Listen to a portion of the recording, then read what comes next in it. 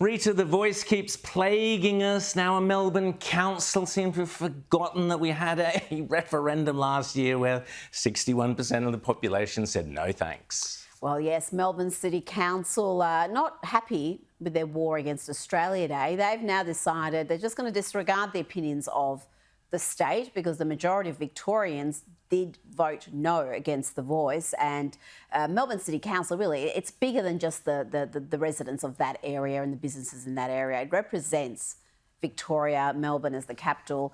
And all 11 councillors voted to have a voice, Indigenous voice to council. Well, so we've got a state-based voice happening in Victoria that no one voted for, and we've now got a council-based voice.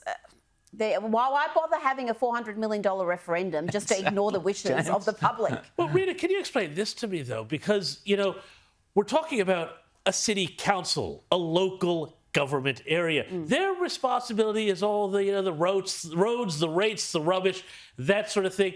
Basic service provision. You wouldn't think that there's any sort of thing that's race-based in all of that. So what are they hoping to achieve or do? What are these great policies that somehow impact Indigenous people disproportionately when it comes to picking up the bins and filling potholes? Exactly. Well, you would think so, but no. And they would argue, well, you know, our electorate in this particular council is particularly progressive, so we are serving their interests and their wishes.